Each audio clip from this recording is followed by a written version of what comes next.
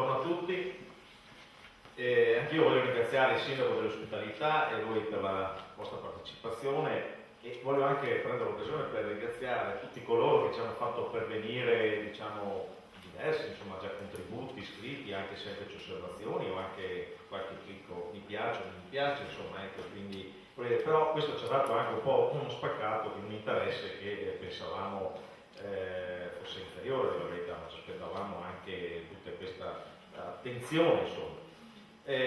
Io ho scritto l'intervento così insomma, abbiamo già consegnato una cartellina che credo abbastanza ricca di documentazione e questa mi consente di intervenire solo su alcuni punti che riteniamo qualificanti, evitando quindi una pedissequa illustrazione del progetto di legge che trovate in cartellina, lasciando poi spazio, come diceva Bruno e Lucio, al dibattito, alla tavola rotonda, e cui i nostri illustri ospiti di questa mattina sicuramente avranno modo di contribuire ulteriormente con le loro considerazioni al testo di legge che abbiamo predisposto prima del deposito finale nei prossimi giorni.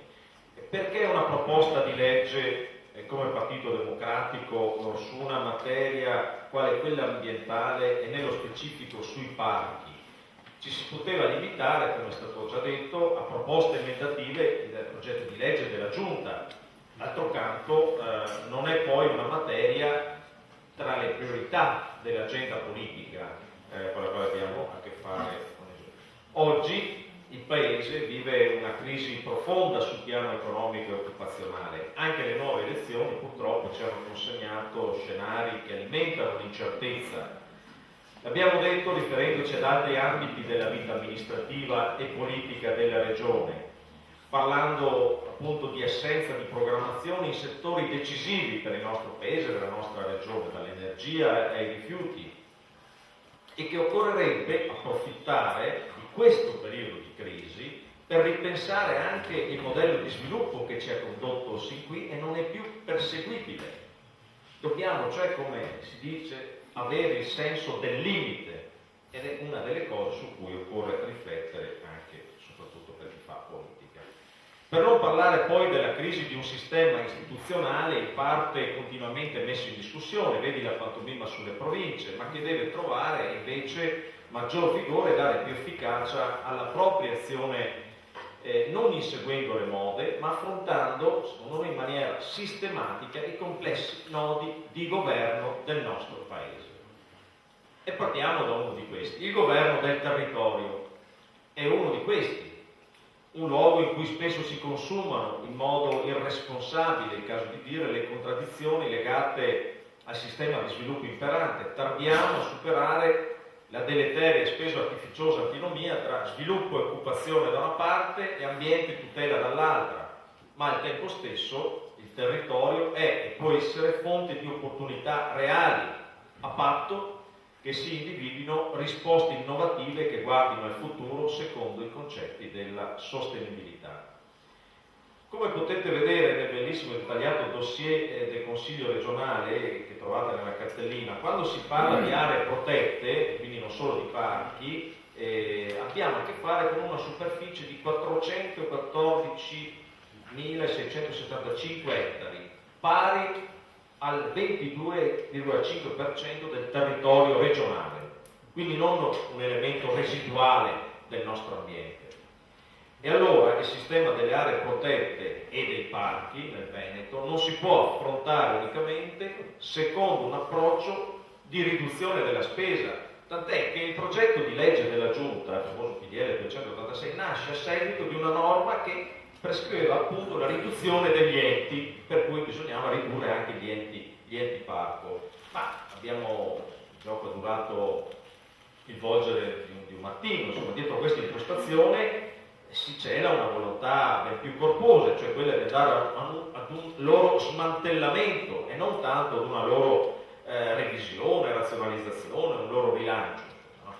Quindi noi non vogliamo però nascondere o ignorare le difficoltà economiche e finanziarie che viviamo, ma noi riteniamo che pur considerando una doverosa razionalizzazione della spesa si possa affrontare tale tematica in modo completamente diverso.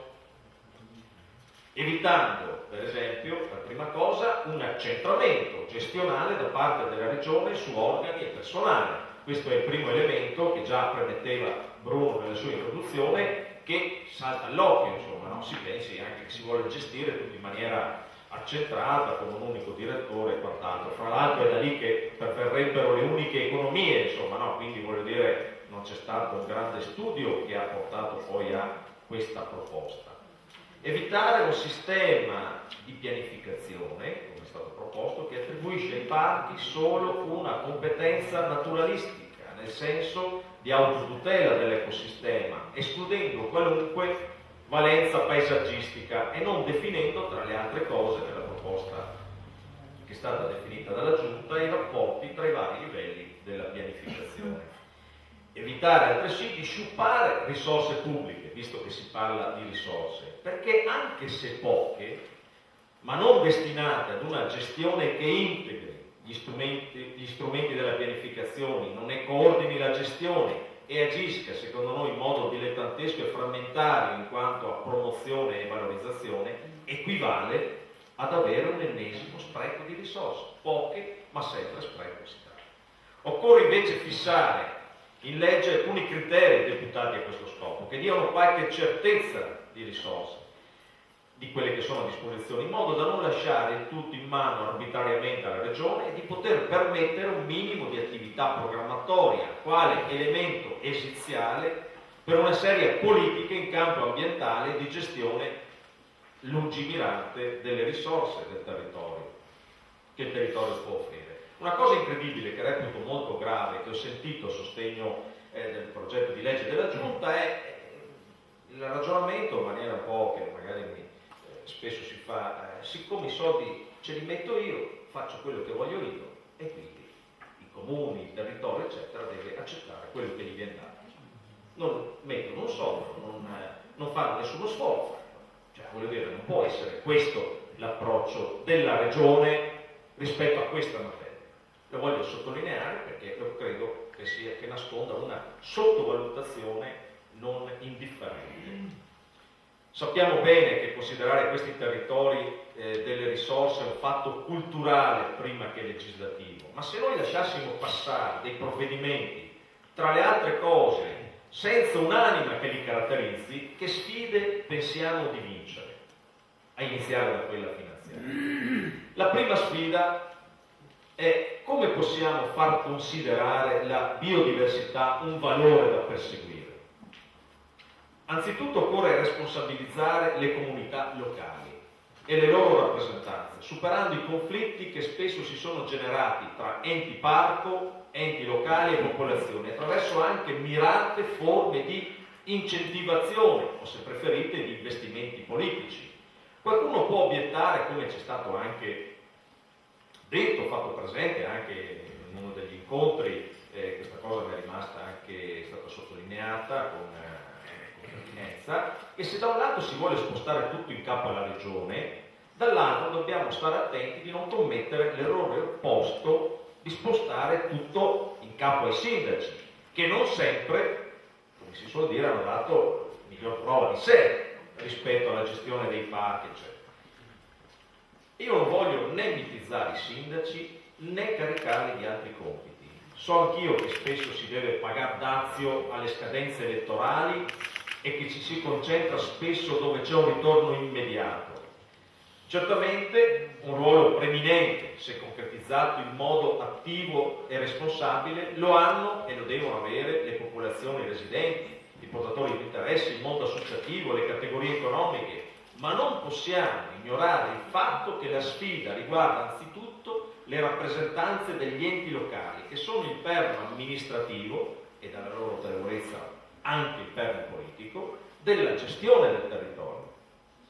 Se si vuole ottenere cioè dei risultati, è sulle loro gambe che deve poggiare in parte rilevante il cambio di passo decisivo, per stare nella metafora, per avviare una nuova fase della vita delle aree protette, che non sono solo i parchi che noi più conosciamo, che sono stati citati prima, anche riferendosi anche al periodo istitutivo, ma che comprende appunto quel complesso di aree di Rete Natura 2000, ZPS, SIC, che dovrebbero godere di specifici piani di gestione, e su questo la nostra Regione ha approvato solamente qualche delibera e mai si è sognata di inquadrare questa materia in un provvedimento legislativo, confermando quindi non tanto il procedere con le delibere magari in virtù di una maggior snellezza, no, evidenziando il mostruoso ritardo di cui è invece responsabile anche su questa materia. E quindi anche attraverso un impegno in questa direzione le comunità locali, noi ne siamo convinti, possono trovare risposte ai temi più stringenti oggi che ci assillano, in primis nuove opportunità di lavoro, perché è indubbiamente attraverso una progettualità condivisa e credibile che attira l'attenzione dei decisori economici che alcune soluzioni lavorative si possono realisticamente intravedere e anche costruire.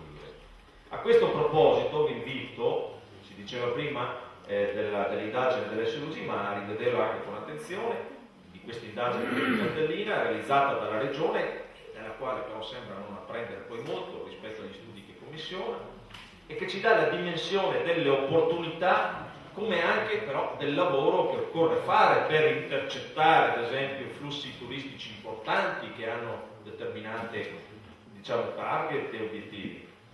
Noi come Regione abbiamo il compito di predisporre gli strumenti adeguati e concorrere per quanto di competenza, crediamo, ad aprire una nuova fase della vita dei parchi. Da qui la scelta, da questi presupposti e considerazioni politiche, di proporre una legge quadro, se volete ambiziosa, che riformi però il sistema e costituisca così lo strumento politico preliminare per affrontare in modo organico e strategico i temi della tutela / conservazione, valorizzazione / fruizione, opportunità / sviluppo sostenibile. Non ne vediamo altre modalità. Per avere un'idea della necessità, secondo noi improcrastinabile, di riformare il sistema dalle fondamenta, basta dare un'occhiata al documento di programmazione economica e finanziaria della Regione 2013, alle pagine 98, 99 e 100, laddove si elencano gli obiettivi di una politica sui parchi, le aree protette, e le risposte di corto respiro che con il PDL 286 la Giunta intende attuare, rendendo spesso inconcludente, mi piace dirlo, lo dico in termini di solidarietà, anche il lavoro di chi pur con competenza e passione ricopre importanti ruoli amministrativi nella struttura regionale. Quello che più ci preoccupa è che con questo modo frammentario di procedere si percepisce tutta l'inadeguatezza di una politica regionale che di fatto non mette in relazione tra loro le aree protette, con il rischio tangibile, ma permettetemi anche l'amarezza, di vanificare il loro potenziale cosiddetto ecosistemico e di liquidare con un colpo di spugna esperienze e opportunità.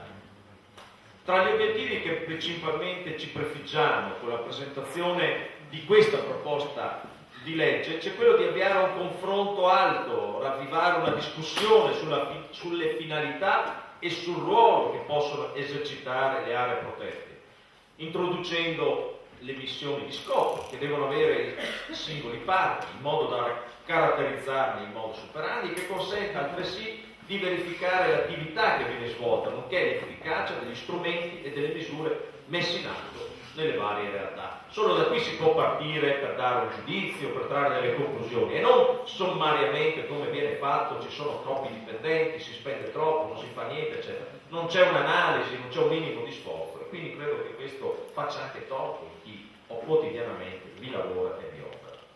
Alcuni aspetti centrali del progetto di legge che presentiamo, che riguardano la pianificazione, la governance e il finanziamento. La pianificazione, teniamo opportuno più linearità e meno sovrapposizioni nel processo pianificatorio. Per questo noi non scindiamo l'aspetto naturalistico da quello paesaggistico. Non si può pensare di mettere mano ad un piano di un'area protetta ignorando il paesaggio, perché non gli compete. Il paesaggio non è un qualcosa di definito ed è irragionevole pensare che la gestione del paesaggio di un parco si decide in altre sedi settoriali, locali, regionali o nazionali, ma oggi anche comunitarie. Tra l'altro questo innescherebbe anche una serie di complicazioni burocratiche che poi alla fine avrebbe il risultato di scaricarsi sui cittadini. Ciò che noi invece prevediamo è un piano rivolto ai beni comuni che non si esauriscono in quelli naturalistici. Il piano del parco sostanzialmente andrà ad integrare il piano paesaggistico regionale che si articola per ambiti. Si introduce nel progetto di legge la possibilità di avere aree contigue che saranno normate, diciamo, dai singoli parchi, con funzioni di transizione e connessione tra il territorio limitrofo e il parco, che deve essere normata appunto e prevista da ogni singolo parchi. Riassumendo schematicamente, abbiamo la legge quadro, sulla base dell'articolo 6 viene stilato il programma regionale e poi i singoli parchi, le leggi di adeguamento, eccetera. Questo è il diagramma funzionale che proponiamo per il sistema che si diceva in premessa delle aree protette, dal quale si capisce, tra l'altro, che vi è un margine sostanziale di manovra normativa specifica e demandata ai singoli territori e che devono appunto intervenire su questo sulla base delle loro caratteristiche, delle esigenze di chi vi abita, delle occasioni che possono offrire, dei benefici del valore della tutela, di luoghi tutt'altro che imbalsamati, perché non lo sono di fatto, che attivino percorsi invece di sperimentazione delle politiche ambientali, di promozione scientifica, di promozione economica, turistica e culturale. Il nostro obiettivo è appunto quello di dar vita ad un sistema sì regionale organico, ma articolato, in modo da garantire da un lato autonomia gestionale alle comunità locali e dall'altro collocare più correttamente la regione sul versante proprio della programmazione, della messa a punto degli indirizzi per la gestione delle aree protette e della verifica dei risultati. Sappiamo che su questo abbiamo una lotta, non voglio dire improba, perché lavoreremo e lotteremo fino alla fine, ma lo dirà poi magari meglio qualcuno di me nel corso del dibattito, ma da quando abbiamo approvato lo statuto, laddove c'è l'esigenza di dar corso a quanto abbiamo normato in maniera solenne, non si prosegue. E vuol dire non c'è un minimo di impegno rispetto a quello che deve essere l'autonomia dei territori, quello che deve essere appunto il ruolo della regione di programmazione da un lato e il ruolo invece di gestione che non deve più restare in capo alla regione nei termini che conosciamo. La regione su questo piano dovrebbe avere il compito appunto di pianificare e programmare attraverso due strumenti principali che indichiamo nella strategia regionale per la biodiversità da un lato e il programma appunto regionale per il sistema delle aree protette. È chiaro che queste cose non nascono dalla mente di qualche illuminato, ma in un rapporto forte e di chiara cooperazione con il sistema appunto delle autonomie locali. L'agricoltura. Io non voglio farla lunga, ma voglio semplicemente dire che questo per noi è un punto qualificante e qualificante deve essere il sostegno alle attività agricola e alla pesca, in quanto funzionali al raggiungimento degli obiettivi delle aree protette, che si intrecciano, lo si voglia o no, con il ruolo multifunzionale dell'impresa agricola e di presidio ambientale che questa ricopre nel territorio. Allora, se queste cose sono vere, e sono vere perché questo è uno dei temi rispetto al quale l'agricoltura stessa si dibatte e lavora per trovare anche un maggior rafforzamento della propria presenza nel territorio e quindi anche dare redditività per evitare uno spopolamento continuo, soprattutto dalle aree marginali, eccetera, è evidente che rispetto a una politica sulle aree protette l'agricoltura non può essere considerata un qualcos'altro, è un qualcosa di nodale, a prescindere, diciamo, dalle righe che dedichiamo nel testo di legge. Lo si voglia o no, questo è un elemento importantissimo. Le risorse, le aree protette, i parchi devono essere considerati un investimento anche economico, considerando tra l'altro che le uniche risorse dell'Unione Europea, i fondi strutturali, saranno destinati principalmente all'ambiente, per non parlare delle modifiche, come sappiamo, della politica agricola comune, che fa leva proprio su una stretta correlazione tra tutela ambientale e agricoltura. Per andare sul tecnico e sugli aspetti più concreti, si pensi che solo già nella prima stesura della nuova PAC si prevedeva una maggiorazione per l'agricoltura in zone caratterizzate da specifici vincoli naturali. Il famoso greening, la componente verde del primo pilastro, che riconosce un 30% di contributi diretti in più a quanti rispettano precise prescrizioni verdi, dalla rotazione al rinverdimento, eccetera. Viene riconosciuta questa a prescindere dall'applicazione o meno delle varie prescrizioni alle aziende agricole il cui territorio appunto ricade in aree protette specificatamente definite. Questo, ho voluto dilungarmi su questo aspetto giusto per dire che insomma, su questo occorre lavorare in maniera sistematica e non è anche qua togliere dei vincoli o meno, sono delle politiche che devono essere utilizzate, con le quali occorre fare i conti. All'Unione Europea interessa poco quelle che sono le beghe italiane, interessa portare avanti delle politiche. Allora rispetto a queste cose possiamo pur lottare, lavorare, proporre delle modifiche, rendere meno vincolante certe misure, più progressive, più articolate nel tempo, però è quello lo sfondo, il tema su cui il nostro Paese deve fare riferimento. Le risorse che la Regione mette a disposizione dei parchi, negli ultimi 5 anni c'è stata una diminuzione del 30%, da 6 milioni a 4 milioni e mezzo, da 6 milioni e mezzo a 4 milioni e mezzo. Sostanzialmente si coprono poco più che le spese di funzionamento di questo istituto.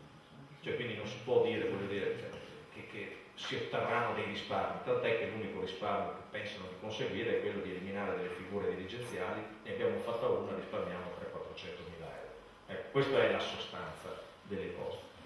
La governance.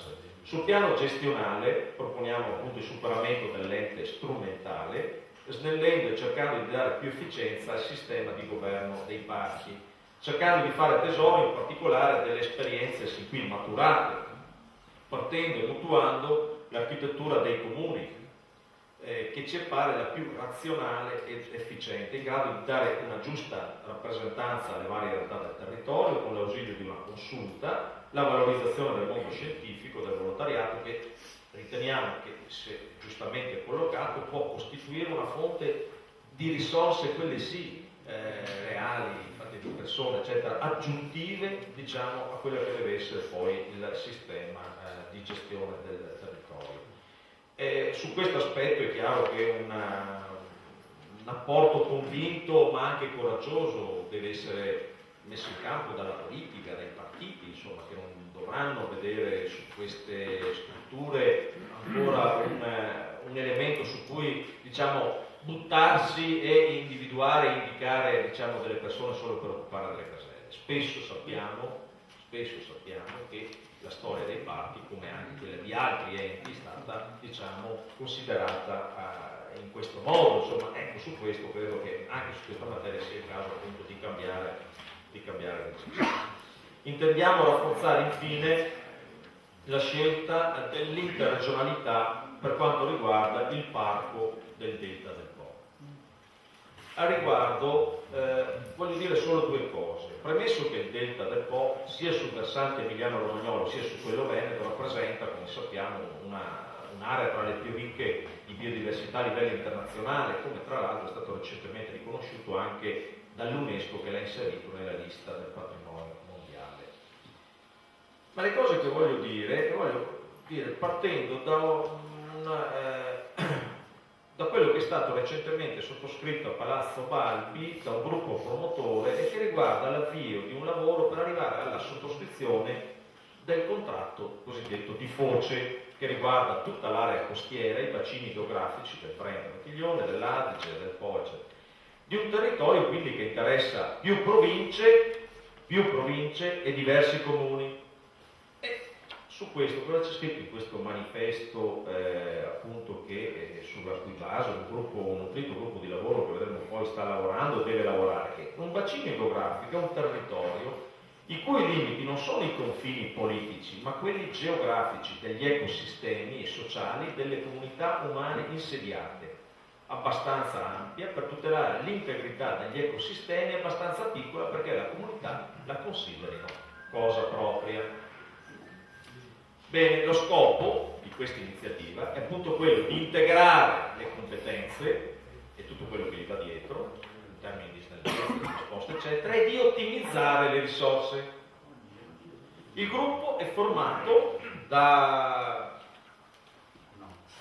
dalla regione, dai vari assessorati, dai consorzi di bonifica, dagli enti di bacino, dall'autorità di bacino, scusate, dall'AICO, dal parco regionale Delta del Po, dai vari GAL, da tutti i comuni, dalle associazioni agricole, eccetera. Bene.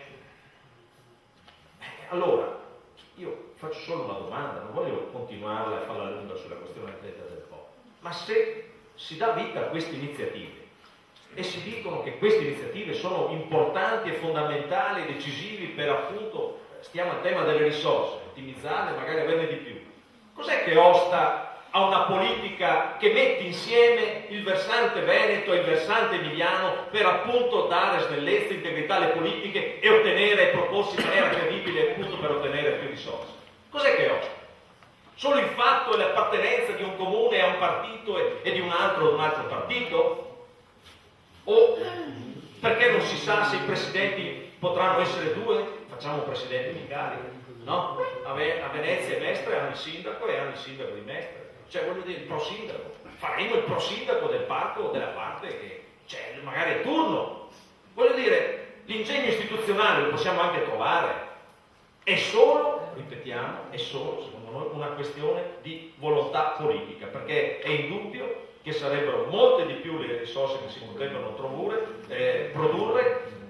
e questo contratto di foce potrebbe essere acquisito, assorbito all'interno di una politica, di un parco interregionale, perché è inutile continuare a produrre cose di questo tipo. Non voglio per carità banalizzarle e non voglio sminuire il lavoro e l'impegno di chi ci crede, però è evidente che se non ragioniamo in maniera un po' più ampia, con un respiro e con un costrutto maggiore rispetto anche alle cose che andiamo a partorire sul piano istituzionale e gestionale del nostro territorio, è evidente che i risultati saranno sempre dei parti, diciamo, molto a rischio, molto a rischio. Quindi non ci possono essere scusanti, secondo noi, e da questo punto di vista sfidiamo l'assessore, che su questo ha detto una cosa molto semplice: beh, sai, Zalin, il parco interregionale, i miei non lo vogliono, insomma. Può essere questa la politica di nessuno. Possiamo attestarci su questo fatto. Cioè, a volte bisogna anche fare delle battaglie. Cosa vuol dire i miei non lo vogliono, i tuoi lo vogliono, eccetera? Qual è l'interesse collettivo? Qual è la prospettiva che mettiamo in campo? Questi devono essere i ragionamenti.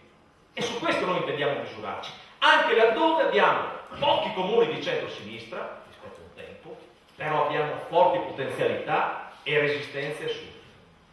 E su questo andremo, appunto, a misurarci. Per concludere, il nostro progetto di legge si propone, appunto, di avvicinare i parchi, come è stato detto, alla popolazione, di integrarli nel tessuto istituzionale, non creare strutture sovrapposte, programmare la loro funzione all'interno, appunto, di un disegno strategico. Io credo che bisogna crederci su una battaglia di questo tipo. Sappiamo che non è di moda, come ho detto in premessa, che è difficile, che è una battaglia che magari qualcuno proverà a snobbarci, no, magari dicendo che siamo un po' così, insomma, desueti, eccetera, però da questo punto di vista, però noi crediamo che in prospettiva queste siano cose importanti, perché se non facciamo questa battaglia, io credo che la vita dei parchi rischia veramente di concludersi per consunzione, ma sempre a fine sarà. Vi ringrazio.